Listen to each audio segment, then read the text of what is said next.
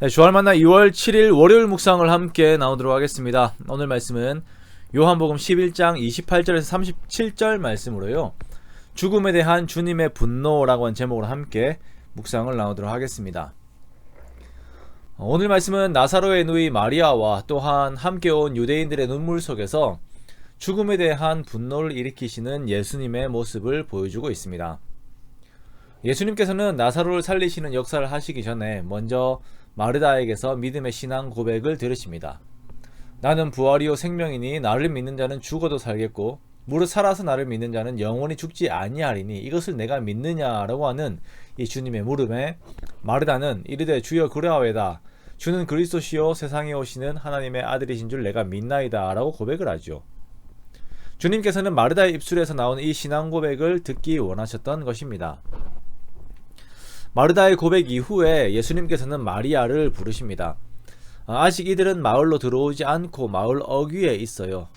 마리아가 급히 서둘러 예수님께 나오는데요. 여기에서도 마리아의 태도는 마르다와 조금 다릅니다. 마리아는 예수님에게 가서 그 발 앞에 엎드립니다. 마르다는 서서 예수님을 맞이했지만 마리아가 생각하는 예수님은 조금 달라요. 그분은 경배의 대상이었습니다. 주께서 여기 계셨더라면 내 오라버니가 죽지 아니하였겠나이다 라고 말하는 이 말은 마르다의 것과 동일합니다. 그러나 마리아는 더욱 주님을 의지해요.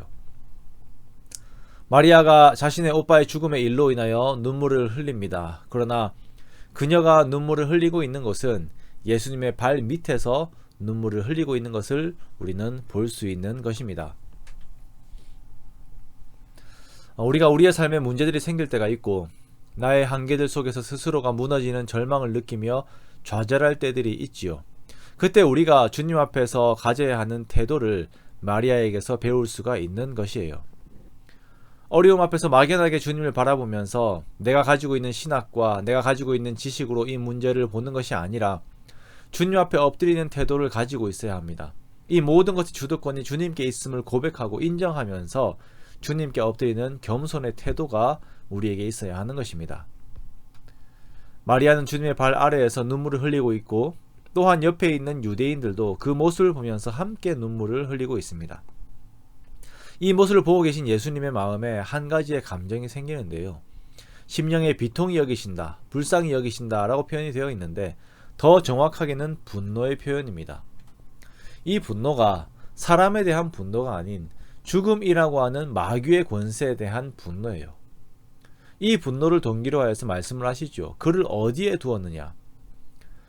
예수님께서 사람들을 대하실 때에 우리가 어떤 한계에 있는지, 우리가 어떠한 연약함과 괴로움 속에 있는지 모두 아십니다. 그리고 이제 예수님도 죽음을 경험하실 때가 다가오고 있죠. 예수님께서 마귀에 대하여 가지는 이 분노로 인하여 자기 백성들인 우리들은 구원을 얻는다라고 하는 이 사실이 우리들에게는 얼마나 큰 힘이 되고 의지할 바가 되는지 모릅니다. 주님께서는 우리를 위해 눈물을 흘리시고 우리를 위해 주의 능력을 바라시는 것입니다. 저도 개인적으로는 감정 공감이 떨어진다라고 하는 말을 들을 때들이 있어요. 감정보다는 머리가 먼저 움직인다라고 하는 말들을 듣습니다.